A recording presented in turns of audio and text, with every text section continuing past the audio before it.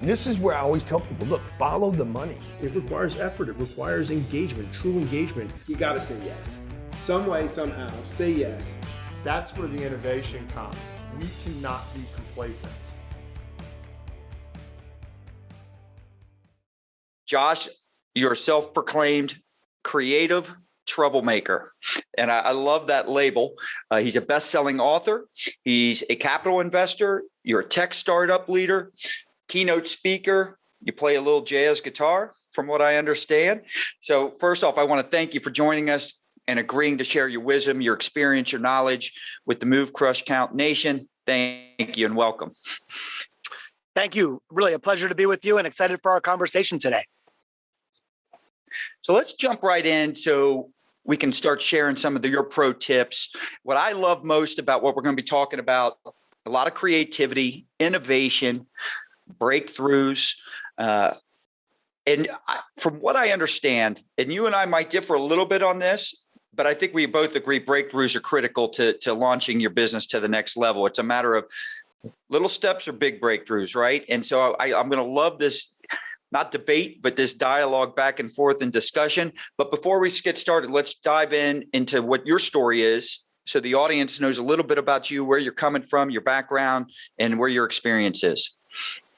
What's your story? So my brief story is, so I started my career as a jazz guitarist. I was born here in the city of Detroit and very passionate about Motown. But I put myself through college playing music, but I was always sort of a tech nerd. And at age 20, I started a tech company. And fast forward over the next 30 years, I started, built, and sold 5 tech companies, created about 10,000 jobs, and had exit values of over $200 million.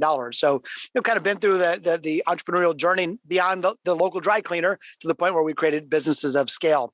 I then started a venture capital fund here in Detroit with the goal of helping to rebuild our troubled city. We said, maybe we'll make some money. More importantly, maybe we can make a difference. And I've been involved in the launch of about 100 startups, including one company that's now worth almost $4 billion. So that's pretty cool. But I would just say that my real passion, like yours, is human creativity. I think it's the great equalizer. It's something that all human beings have. And I'm really passionate about helping people unlock dormant creative capacity. So I've had the great privilege of writing 4 books on this topic. I've spent thousands of hours of research all over the world, learning and dissecting and understanding human creativity. And now I get the great privilege to share those ideas very frequently on stages and podcasts like yours. You know, our previous episode, we had Ira Davis on here, and he specializes in helping people find that big dream of theirs, right? What is their dream? And then turning into action and getting results. I'm curious, when did you recognize for yourself that, you know, you were meant to help people unleash their creativity? When did that click for you? And when was that aha moment? Well, I guess creativity has always been my thing, you know, and I'm not a great artist. I can't draw a stick figure even if I tried, but you know, I played music and I felt to be a creative person. And I realized that as I was building businesses, that was the only thing I was any good at. I pretty much suck at everything else. But it became a wonderful advantage, and it allowed us to create, you know, incredible success. And what the connection point early on was that, you know what, it's not that I'm a creative person and someone else isn't. I just happened to develop those skills. And it really hit me. And then I started learning a lot about it, that creativity is a learned skill. It's not that one of 1,000 people are born creative and the rest have to suffer. You can learn creativity, just like you can learn a language or learn to play tennis. And so when I realized that, for me anyway, creativity was impactful. And then I learned that everybody has creativity, but most of us don't use it as much as they could. That really became my calling. And not even to try to find the next Elon Musk, but more to help everyday people become everyday innovators. So you bring up something that I find interesting. So let's take a sales role, for instance. In sales, it's easy to sit there and say, all right, I can improve my skill set. I think it's easy for the whether you're an athlete or, let's say, sales, both of them. It's easy to sit there and say, I'm going to build those muscles, right? I'm going to field ground balls all day long. I'm going to shoot free throws. In sales, I'm going to practice handling objections or whatever you got to do to improve your skill set there. How do you build muscles like what you're saying to become more creative? How is that done? Well, first of all, at the risk of being redundant, so the research is crystal clear that human beings are hardwired to be creative. That's our natural state. And it is a learned skill. I like to say it's like your weight more than your height. Like for me, I'm a pretty short guy, and try as I may, I'm not going to grow by a foot by next month. But my creativity, like my weight, I can control based on my behaviors. And so when I wrote this new book, Big Little Breakthroughs, How Small Everyday Innovations Drive Oversized Results, that was the question I set out to figure out. How do the most innovative people on the planet build their creativity muscles? And I interviewed CEOs and billionaires and celebrity entrepreneurs and Grammy award-winning musicians and tried to say, all right, what are the habits, what are the mindsets, and what are the tactics that they use to build creative muscle mass? And I'm happy to share some of those, but yeah, I mean, I've really spent a lot of time asking that exact same question and discovered some pretty cool answers. Please share them. I mean, that's what I want to know, right? So I feel like I can be creative to a point. I have not, just for the record, I want to be very clear about this. I don't want any confusion. I have yet to build a $4 billion company.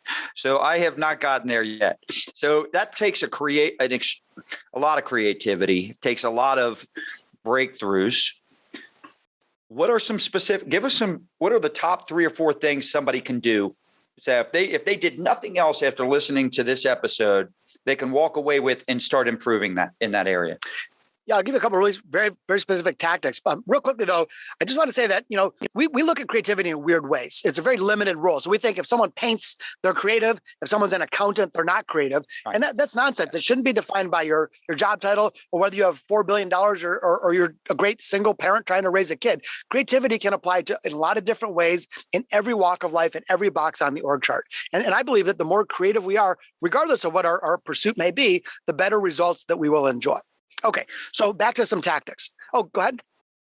I was going to ask, so before you get to the tactics, and I know everybody's sitting there saying, don't interrupt him here. I want to hear those. Let's say I'm in a job that's not like, you bring this up. Let's say I'm in a job that's not labeled a creative job. I think if you ask the normal person, graphic designer is clearly creative, right? But maybe I'm in more on a production fulfillment role. Maybe I'm in finance, something like that. Can you explain how those positions can be? So we have a lot of people listening that may not be in those typical creative jobs or what's labeled that. How can they be creative, and why is it important for them to be creative? And then let's get into the tactics. Yeah, I'm really glad you asked that, because you're right. Many people think, my job title defines if I'm creative or not. It always breaks my heart when I'm touring some company and they're like, look over the second floor. That's where the creatives sit. And I'm like, well, why everywhere should be where the creatives sit. What do you mean? But think about this. Let's say you mentioned sales. Sales is a wildly creative. You're doing creative problem solving all the time. You don't have to paint or do interpretive dance to be creative. Let's say you're in finance. So I'm not saying be creative in the sense that you're going to break the law. Of course not. But you could be creative in the way that you interpret data, or the way that you compile a report or provide insight to help a decision maker make a better, more thoughtful choice. So I believe there's a role, an appropriate reason, not like doing bad things, an appropriate role for creativity in every single job there is. Even if you're a heart surgeon, I'm not suggesting that you be responsible. You shouldn't be like, hey, dude, let's enter the patient from the right instead of the left. Of course not. But if you start to see a pattern happening again and again, after the surgery is done in an appropriate way, you might say, let's rethink this. Maybe there's a better approach. So I really believe that there's room for creativity in every role. Second of all, I think it's critical, because today, think about this. Today, we live in a world that's fiercely competitive, crazy fast, wildly complex. And most jobs, what's the threat of they're being outsourced or automated or commoditized? And human creativity is the one thing that we as people, and actually organizations too, can really, that becomes the single remaining competitive advantage. That's the source of sustainable growth and success. So I think we owe it to ourselves, regardless of our role, whether it's a family role or whether you work in a church or you're a dentist or a lawyer.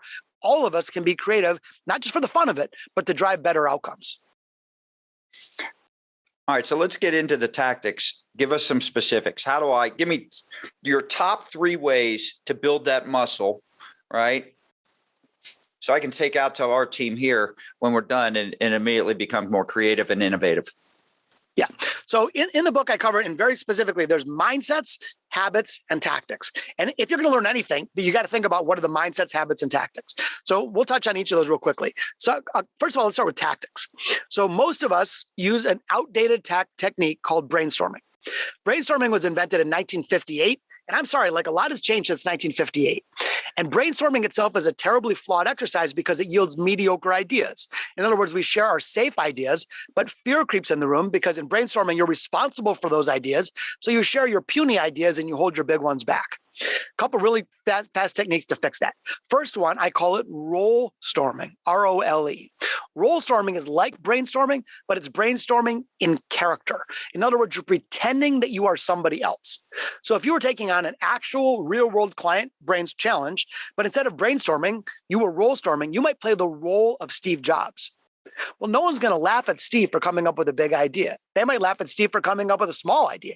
So now you're totally liberated. You can say anything you want and there's no fear because you're not responsible for the idea. That was Steve saying it. So in role storming, again, you take an actual real world challenge. Everybody in the room picks a character. You can be a movie star, a supermodel, a villain, a 6-year-old, an alien from the future, and you stay in character and role storm as if you're that person. And I'm telling you, the creativity flies. That simple tweak makes a huge difference. I'll give you another one real quick, if that's cool. Another technique that I love, I call it there's a really powerful one called the borrowed idea. So very often when we're in an industry, we sort of get caught up in the echo chamber of our industry. Let's say you're in healthcare, and like, okay, you study your healthcare competitors and you're always focused on healthcare. But borrowing is a really powerful technique that's since the beginning of time been responsible for some of the world's most prolific breakthroughs. Borrowing is simply this. You ask yourself, where else? Where else in the world is something similar happening? So for example, let's say you're an accountant and you're trying to deal with, all right, I got a lot of backup during tax season. That's my busy period. Instead of looking at other accountants, you say, where else? Who else gets backed up in peak periods? Well, what about cruise ships? In cruise ships, they have to load and unload passengers very quickly at peak periods. And so you might say, what could I learn from cruise ships that I could borrow and apply to my accounting practice? Or maybe you're saying, how do I triage patients in a crowded ER on a Saturday night? Same thing, borrowing from another part of life. So borrowing is simply saying, is there another industry? Is there an adjacent field? Is there something in nature or music or sports? Something, a pattern that you could grab onto externally and borrow and bring back here. More practically, if you're just saying, like, let's say you have you're trying to build a clothing line, you might say, pick companies that you admire. What could I learn from Disney? What could I learn from Netflix? How might Tesla take this challenge on? And so same type of thing, you're sort of projecting how would others in other fields do it, and you take that learning and apply it to your business, and amazing results ensue. 2 simple tactics. You know, I love both of them. I'm going to start with the second one and then move my way back to the first one. So, you know, you bring up keeping your eyes open and recognizing other industries. I love the cruise ship analogy because it's been my experience that the best breakthroughs, that I've seen from others or even been personally involved in, always start by taking something that is very common in another industry and finding a way to apply it to our own business applications. And I think the cruise ship analogy is a great example. But what I loved about the first one is we do mastermind events here. We got one we call Business Bourbon and Cigars. And the job is to put these people together. We come up with a tough topic, something that seems, what we don't want is just teach best practices. We're looking for a breakthrough that takes us to best in class, above and beyond what's already being done. I believe you copy best practices, you end up pretty much like everybody else and you don't differentiate yourself, right? So I love the role-playing idea because even when you do those mastermind groups, there's still somewhat of a natural limiting thing. So I love this idea of almost making it a game with these highly successful people being able to choose a role of someone that is obviously much more successful, I guess, how business world would define it, and taking on that role and then coming up with solutions. I think I'm going to actually integrate that into our next mastermind group. You got to tell me how it goes. One time I did this with a group of executives at Sony Japan. I met this guy who was like the stiffest human being I've ever met. Dark suit, white shirt, his tie is like strangling him. And I got him role storming as Yoda.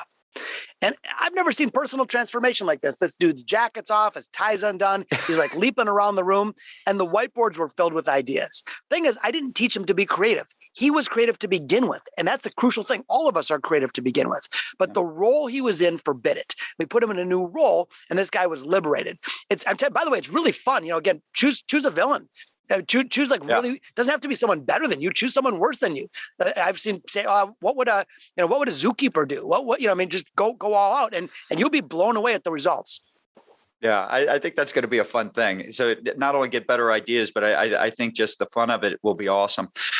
What do you think the number one obstacles, or what are some of the biggest challenges? Obstacles is probably the correct word that people face, especially in a career setting, when it comes to being more creative, limiting themselves. You kind of touched it on, I think, with the first tactic of role playing. You said people, you do that exercise because you, if I heard you right, you believe a lot of people are fearful to come up with the big idea because they could be made fun of. So that's, I would imagine, fear of looking ridiculous would be one of those obstacles, but what are others? Fear is by far the biggest blocker of human creativity. It's not natural talent, it's fear. And yeah, it's fear of looking foolish, fear of being responsible for an idea that doesn't work out, fear of saying the wrong thing, fear of political ramifications, on and on. So simply put, fear and creativity cannot coexist. In other words, if you're a leader and you're trying to build creativity in your team and you say things like, hey, be really creative, but if someone comes with an idea that you don't like and you send them to corporate timeout, you're removing the creativity rather than supporting it. And so I think the best thing we can do as leaders, if we want to instill more creativity, is remove the fear. Create an environment that's safe and celebrates all ideas, the good, the bad, and the ugly, because you need to tolerate some bad ideas in order to get to the good ones. And so let's remove the judgment and let the ideas fly. Furthermore, ideas when they start, they're early stage, they're not always ready for prime time yet. And too often we quickly extinguish the ideas. And instead, if you give them some breathing room, sometimes it's like the idea that comes out that's not a great idea, but that leads to another idea, which leads to another idea, and that becomes the killer idea that you were waiting for. So I think it's giving yourself room to breathe and letting the creativity kind of get a chance to percolate. I did want to get back real quickly because you're asking about other ways to become creative. I'll just touch real quickly on habits. So in the book, I study habits of very famous people, Lady Gaga and Banksy and all these kind of cool people. But I do something that's really simple. You're talking about how do you build creative muscles? Try this. 2 minutes in the morning, 2 minutes. That's it. Do two things, 1 minute each. Minute number one, I call it guzzling inputs. Basically, in software engineering, they always say, if you want to change the output, you got to change the input. Apply that to creativity. If you want to be more creative, you say, well, what are the inputs? So what I do every morning is I spend literally 1 minute with a timer soaking in the creativity of others. Sometimes I'll watch music on YouTube. Sometimes I'll stare at a painting. Sometimes I'll read a poem out loud. Sometimes I'll look at great advertising copy. But the idea is you just sort of bathe in the creativity of others and it sort of seeps into you. It sets the stage. The second minute of my 2 minutes is I give myself an unrelated challenge. So for example, pick up a newspaper or however you get your news and say, oh, what's a challenge going on right now? Gun violence.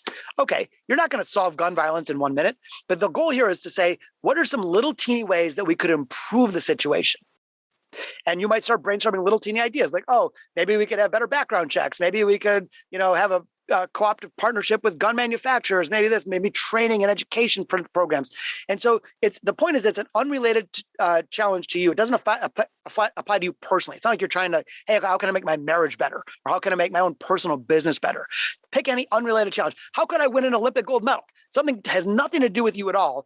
And that's like doing jumping jacks for your creativity. And you do that for 1 minute every day. Practice getting your creativity going on an unrelated challenge. The coupling of guzzling inputs for 1 minute and an 1 minute unrelated challenge. That 2 minutes a day, you do that for 30 days. Anyone who listens will be blown away at how much more creative you become. So I love the idea going back to when you said, let the ideas percolate.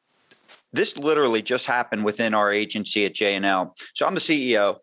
My job is to come up with ideas and help the culture of the company, right?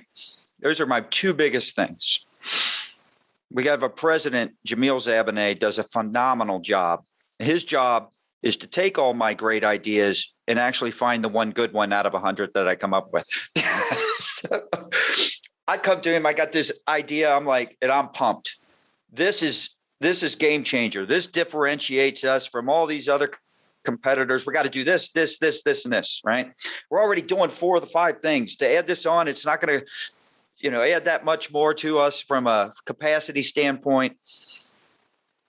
And typical, because he's the one that's got to integrate it. His natural instinct to me, not to everybody else, but to me, is always no. Right. And so I'm selling him hard. We walk away, a couple of days go by, and he comes back and he goes, I like your idea, but here's how I would change it to improve it to where I think it could be more impactful. And he's spot on, by the way, with that. So it was this. And by the way, after I got done talking to him initially, I thought, well, maybe it really isn't as good as I thought, because he kind of tore some holes in it that I didn't see. But what we've got now is 10 times better than what I originally thought of. It's not even close. And so I think where you're at there is spot on. So let me follow up with this, because I want to get back to the mindset that you had mentioned earlier as well. So you've got the habits and the tactics. We want to get back to mindset. But from a business standpoint that wants to encourage creativity amongst everybody, I think every business verbally likes to say, yeah, we encourage creativity. We want creativity. But it's one thing to say it, and it's another thing to actually have the actions. What can businesses do to truly encourage it? Yeah, it really gets into rituals and rewards. So what are you setting up your people to be, not just some platitude on the wall, but how are they actually doing things on a daily basis? An example, one company that I worked with issues every year a Failure of the Year award. So this goes for the team member or individual that had a great idea and the numbers made sense and they went for it and it didn't work out. But instead of getting fired, they get a standing ovation and a trophy. So again, think about the message that sends deep into the DNA of this company about taking responsible risks. I know one of the companies I interviewed in the book has a ritual. They call it F Up Fridays. He says the whole word. I'm just being polite, but F Up Fridays. He brings his entire company together. They have a big brown bag lunch, and one by one, each person has to stand up and proudly share what they effed up that week and what they learned from it. And when they get to somebody that didn't F something up, they're like, well, why not? What are you going to try next week? And again, that simple ritual, think about it. It says, innovation is part of your job. We're encouraging you to take responsible risks. We got your back in failure as much as we have your back in success. So simple rituals and rewards are way more effective than issuing an edict and hoping people will change behavior. Real quick, just comment though about you and your business partner. That's really cool. That's co-creation. And we do that in jazz music all the time. As mentioned, I started my career as a jazz guitarist. The way jazz often works is you build off of each other. So let's say I have an idea on guitar, a raw idea, it's undeveloped and kind of stinks, but it's fresh.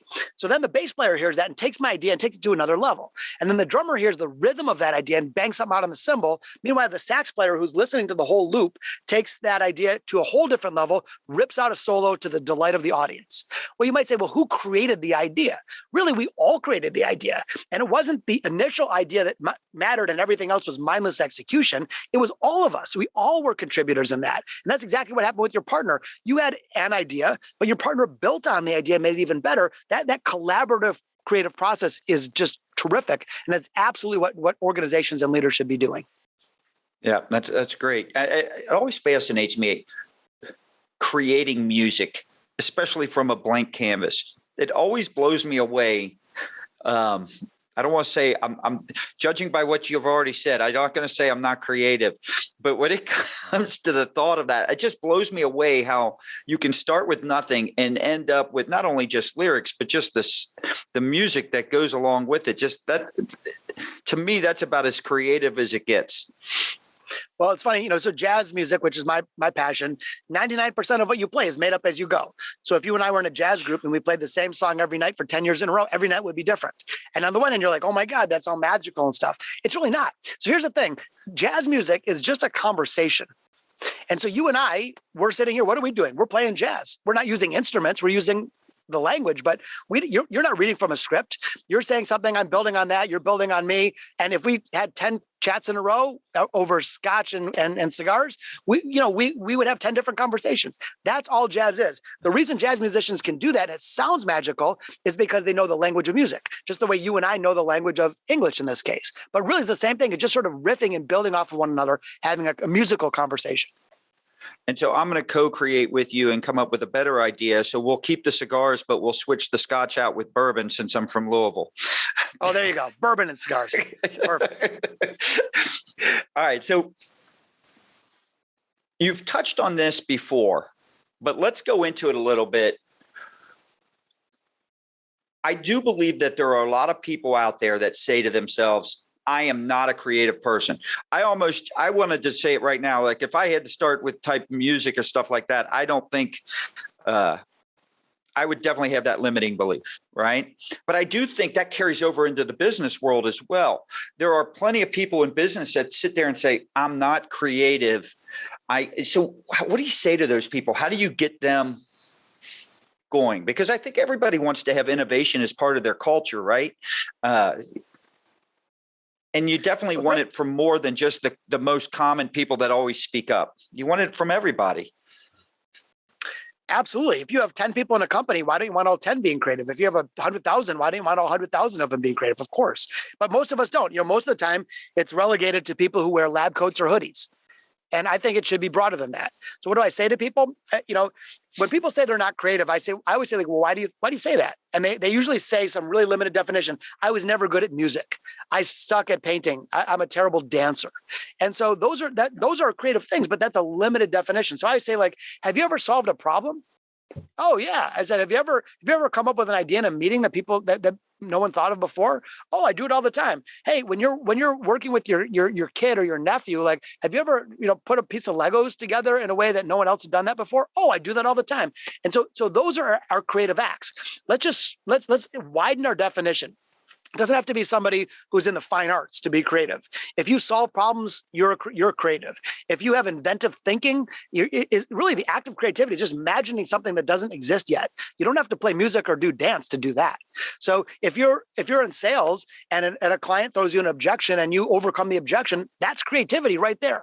If you're trying a case in front of a jury and you come up with a great closing argument, that's creativity right there. So I think we all owe it to ourselves to expand the definition and expand the role. It's funny, whatever someone's job is, I always say, what would it look like if you put the word artist after it? So let's say you're in customer service. Oh, I'm not a very creative person. Say, what if you were a customer service artist? What might that look like? Oh, well, that would mean that I would be able to respond to customers better. I'd come up with faster systems to be more efficient. Oh, really? Well, don't you do that anyway? What do you know? You're a customer service artist. And so I would really challenge anyone listening, whatever your job title is, whether it's, account rep or finance controller, say, what would it look like if you added the word artist to that? And by the way, once you do it, go do it. Go become an artist of your craft. Why not? I'm sitting here listening to you explain this, and what pops into my head instantly is you ask yourself and or others, you just ask better questions. So you're asking questions that cause a person to think differently and come up with an answer that's going to be more creative or change their belief a little bit. The truth of the matter is if you're breathing, you're creative. We are built to be creative. That's our natural state as human beings. That's why we're even alive as a species. So let's expand our definition, give ourselves some opportunity. By the way, have you ever met a not creative kindergartner? There's no such thing.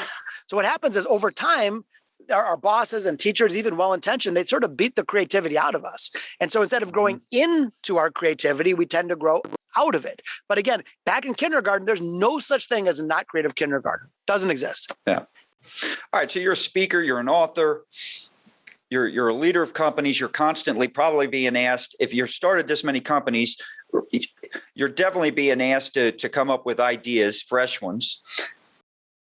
What happens when you get stuck? And let's even go to the music. I'm sure that happens a lot there too. I mean, you're stuck. You feel like, I'll refer to it as writer's block. All right. So as an author, you probably at some point had writer's block. So how do you get out of that? How do you help people get out of that? Really good question. like most things, there are tactics that you can do. So one thing that I do is so when I sit down and write, because I've written 4 books, I write every week. I mean, I write a lot for a living. So sometimes you're in the groove and like it just pours out of your soul and everything's awesome. But that's kind of rare.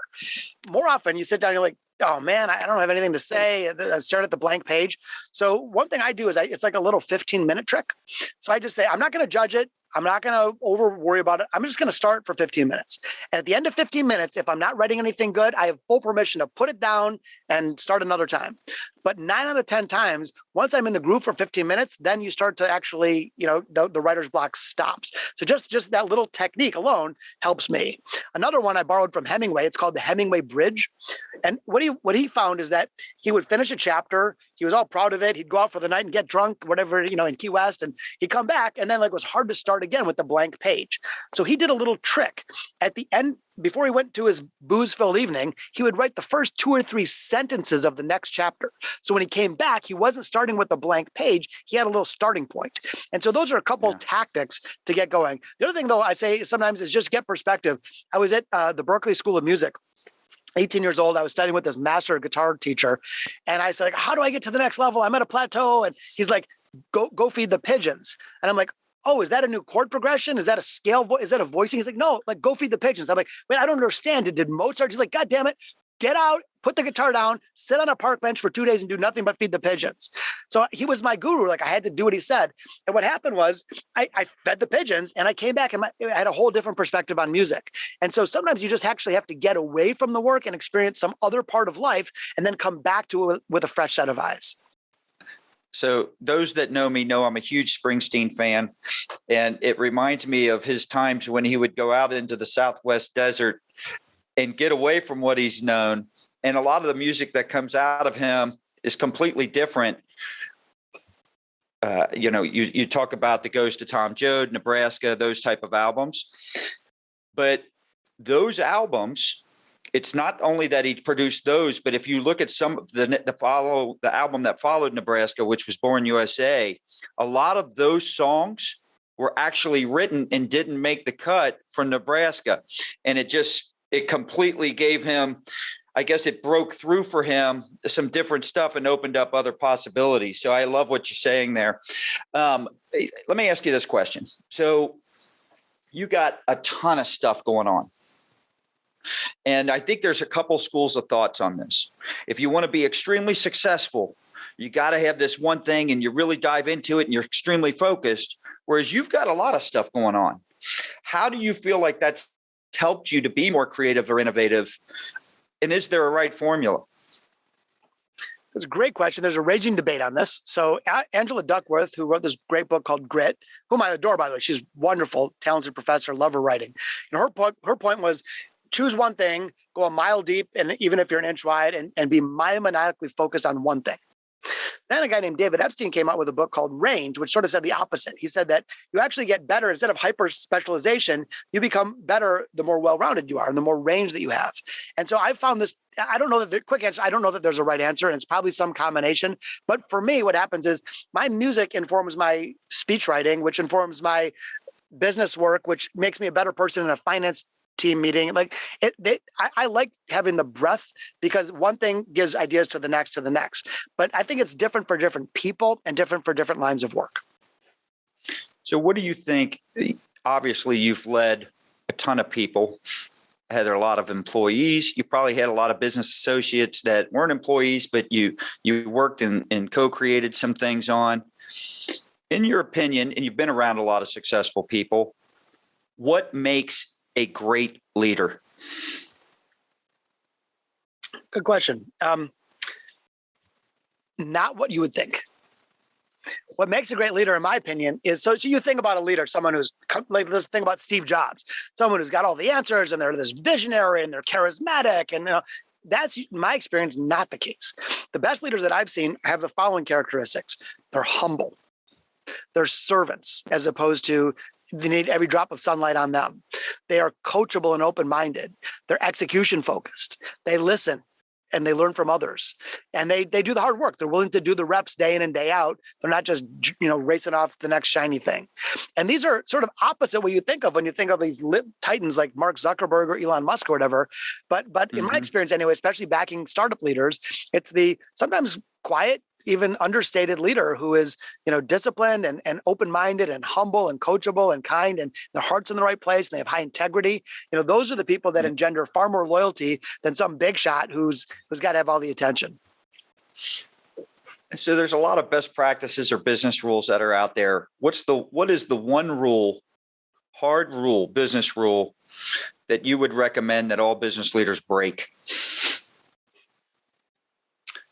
All business leaders break.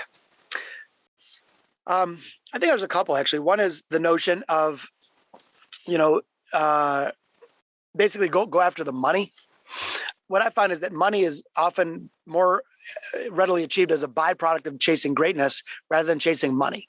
So the person who's like, I'm just going to get money, their selfishness usually gets in their way. Whereas if someone says, I'm going to go create a great piece of art, I'm going to go create a wonderful company that provides real value for our customers. When you're focused on a bit of a more noble intent, you actually end up ironically making more money than if all you're doing is chasing money. Another one is being willing to change your mind. On the one hand, it's like, oh, you should be decisive and you should be firm and you make a decision, you see it to the end, blah, blah, blah. Usually that's a bunch of nonsense because the world is changing pretty quickly and there's new circumstances and new information. And so the leader who is, tunnel visioned on a decision that made sense yesterday, but no longer does so, often fails. Whereas the person who's willing to adapt and say they were wrong and move on, I think that's a more prudent strategy. Both great. And I, if you can't pivot quickly today or be flexible on your decision making, man, you're in big trouble. So I agree with that 100%. What do you think are the most common things that people are doing now, or not doing right now, I should say, not doing, that if you wanted them to become more innovative or creative, you'd have them start doing right away? Like, what are those first one or two things that you? One thing that people, there's one that's, like you and your partner even is a good example. So you had this idea and he made the idea better and you're like, here's my idea, go do the idea. So in the sequence, it goes idea, do. Step one, step two, idea, and then do. I think there's an important missing step in there, which is test and refine. So you come up with 100 ideas. Instead of your partner saying they all stink or I'm going to go do them all, I would say, hey, man, pick your best 5. Let's test them. And this is an often overlooked step that it totally de-risks the innovation process, and you're letting data help you be smarter. So what you'd say is, okay, here's 5 ideas. I don't know if they're good or bad, or I don't know. I think they seem like they merit some idea. Who knows? Don't even worry about judging them or saying, yep, I'm going to roll it globally to all my customers. Say, how can I test these cheap and fast? What's a low fidelity, crude experiment or two that I could run on each of them? So instead of you saying, this is our new policy, go tell every employee and write it in the handbook, say, hey, why don't I test this with one employee on a Tuesday afternoon in one meeting and see how it works? And then if you get the data. Did it work? Yes. Okay. Refine it, make it a little bit better, test, expand your test. And so by the time you actually do something, you actually have a much higher degree of confidence of it working than if you just had the idea and then tried to roll it out globally. So what I would say the change would be, instead of step one, idea is step 1 and do it is step 2. I would say idea is step 1, test and refine is crucially step 2. And then by the time you're getting into do it, you have far less collateral damage. Well, and if you just take the employee analogy like you just did, if you're taking those steps along the way, I would have to imagine by the end, your buy-in is you're not having that here's our new stuff and then having to fight and spend the next 3 to 6 months trying to influence everyone on how great of an idea you came up with. It becomes their idea and it's a work in progress. And so the other thing, and which also kind of ties back to your first point you made on the question before, when you brought up, don't let money rule the show. And that is, when you come from your customer first and trying to build more value from them, you always end up with, whether it's a better product or better service. And you brought up, with my partner and Jamil, I thought I was coming from the customer's best, everything I brought, but he took it to another step. He took it to another level. And in fairness to him, he's talking to more customers than I am. So he's going to know he's every single day, 50% of his day is talking to key clients. So he's going to have a better feel for that than I would. I love that. I think every successful business that started off, they start with the client. I can tell you when I started this agency, it was not about money for me. It was about, I wanted to be viewed as the best at what we did. And the money just kind of came. So when you come from that customer first, I think mentality, and not even customer, but client. Customer is more transactional. Client is more relational. You build a better product or a better service. So you provide a lot more value. Let me ask you this. All right. What final thoughts do you have? Any stories you want to give that would help motivate our audience to become more creative, to be more innovative? Well, one thing we didn't talk about, and I know we don't have time in its entirety, but so in the back half we of the have book, time. we have little breakthroughs. Josh, we have time. We make time here. Cool. So in the back half of the book, I covered the 8 core obsessions of everyday innovators, and these are the mindsets. This is how innovators of all shapes and sizes think, and what influences their decisions and their behavior. And so maybe I'll just read them to you real quick, and then pick one or two, and I'd be happy to go deeper on them. So here they are, and these are, most of them are counterintuitive. Like, we've been taught the opposite of these, but by embracing these mindsets, it's a way to not only get motivated, as you point out, but actually de-risk the idea of being a more creative person and organization. Here they are. Mindset number 1, fall in love with the problem. Mindset number 2, start before you're ready. Mindset number 3, open a test kitchen. Mindset number 4, break it to fix it. Mindset number 5, reach for weird. Reach for weird. Mindset number 6, use every drop of toothpaste. Mindset number 7, don't forget the dinner mint. And mindset number 8, fall 7 times, stand 8. So those are the core mindsets. Of course, in the book, I get into a lot of stories and tactics and all that, but examples. But any of those really grab you? And what can I expand on for you? Well, I believe that it's very easy to look great when everything goes as planned, right? But the real people that you're partnered up with rise to the occasion when something goes wrong, which inevitably something's going to go wrong. So let's start with the first one first. Start with I guess I don't know your exact words you said, but it was something along the lines of embrace the problem or what were the exact words you used again? Yeah, so it's called fall in love with the problem, essentially, not the solution. Yeah. So very often, we're all solution oriented, which is generally a good thing. So you see a problem, you're like, oh, here's the idea. Like here's how I'm going to solve it. And that's your first instinct. And it may or may not be the best answer. But then too often we fall in love with our solution and we become tunnel vision and unwilling to change. So falling in love with the problem is the opposite. It's saying, what's the core problem that I'm trying to solve? And to your earlier point, usually for a customer. And then you sort of bathe in the problem. You study it from 360 degrees. You listen, you talk, the more carefully you connect with and understand the problem, you'll come up with better ideas. But also, when you're committed to solving the problem more than a particular solution, you're always willing to let go of a solution in order of a better solution, as opposed to saying, I'm going to just be dogged persistent on my first idea, even though it may not be the best idea. So the best innovators connect deeply with the problem. They might decide to pursue a problem long before they even have any idea how to solve it. But if you're waking up every day saying, I'm going to solve pediatric cancer, that's a way more productive approach than waking up every day saying, I can't wait to market my new therapeutic for pediatric cancer. Yeah. So let's talk the second one. I think one thing that holds everybody back is they want everything to be set up perfectly before they can begin. And this is one of the first ones you mentioned as well. By the way, they were all good. So these are not easy choices. I'll tell you what, one thing that we're going to do, we'll put in our description when people go to move.crush.count.com in the description of this episode, we'll put those in there. And then we're going to link to to joshlinkner.com. So if people want to reach out to you for more detail on it, they can. So that's one little thing we'll do. But let's talk about quit waiting for everything to be perfect. And once again, I don't know exactly how you worded it, but quit waiting for everything to be perfect before you get started. Yeah, that's right. So the principle is called start before you're ready. And you're exactly right. Most of us, we see an opportunity or a challenge and we wait. We wait until we have a bulletproof game plan, or until we have ideal conditions, or until we have a directive or permission from the boss. Truth is that waiting is problematic because you might miss the opportunity altogether. At best, you're going to give up your head start. So the best of the best don't wait. They just start. And they start knowing sort of like directionally where they want to go, but they don't have everything mapped out. And they're willing to figure out their route along the way. They're able to course correct. They're able to adapt to changing circumstances.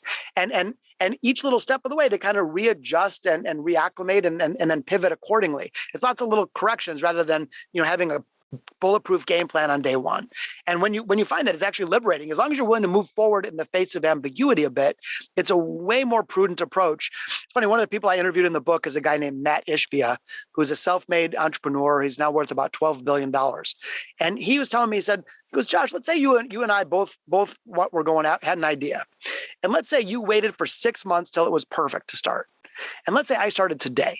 He goes, my first version of it is going to stink.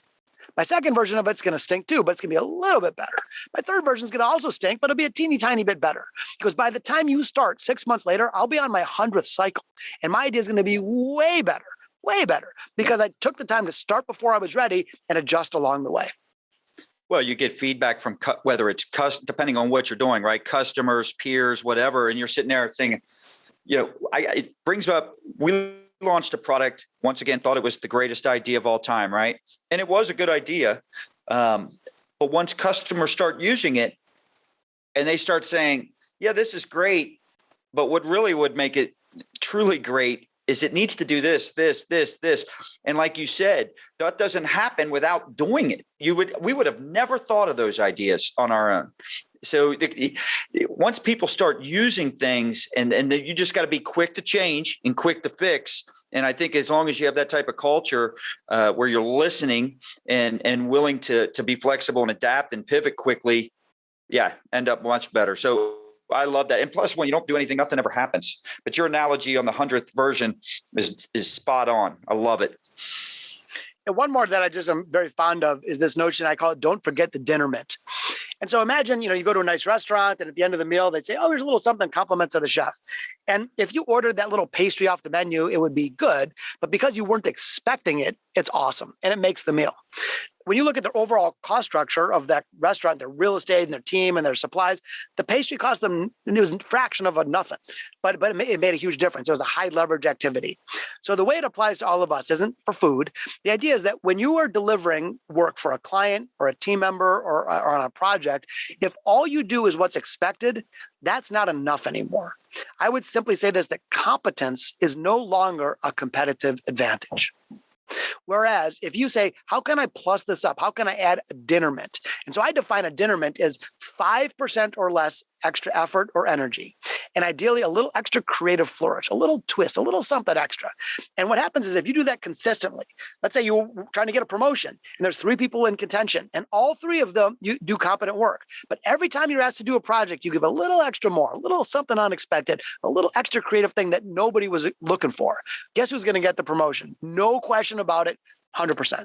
So whether it's for a client or an internal challenge or a spouse or a partner or your friends and family, I like this mindset. Don't forget the dinner mint. Say, I just did what I was asked, but how can I plus that up just a little bit extra to make it otherworldly? That's outstanding. And what a way to differentiate yourself or your business as well. I love that. And let me tell you, a lot of our clients on the agency side are in auto business, right? When the marketplace is kind of what I say, painting you into a commodity corner, everybody can get online. All these dealers can sell cars for the same price. They're selling the same products. They're marketing themselves a lot in the same manner.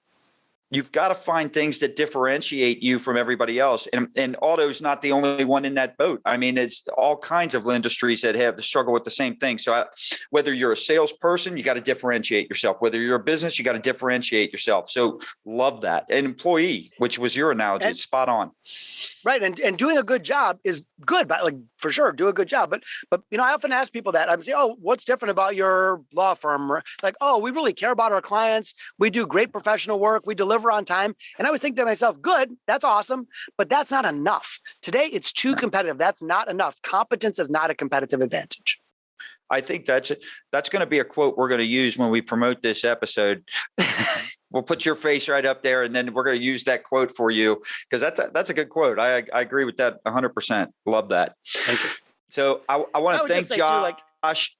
Yeah, go ahead. Well, I was just going to say, because I know we're kind of wrapping up, but the things I would just leave people with is this. First of all human beings are creative. It doesn't matter if you know how to paint or do model clay or whatever. We can each be creative in our own ways. And when we do that, not just is it only intrinsically rewarding, because, by the way, it really is, but if we're all seeking something, maybe it's more success financially, maybe it's better relationships, maybe it's better health, and creativity can be the single most productive thing to fill the gap, to help you get the things that you want the most in life. So I would say, if you want more, if you're trying to get to the next level, develop your creativity, and that can be a very productive way to achieve the things that you care about the most. Josh Linkner, everybody. I got to tell you, I love this. If there are people in the audience that do not get 2 or 3 things out of this that can immediately, in a very positive way, impact them personally and professionally, they weren't paying attention. And so I have no problem saying that. This was awesome. I want you to make sure you visit joshlinkner.com so you can check out what he's doing to inspire creativity and success.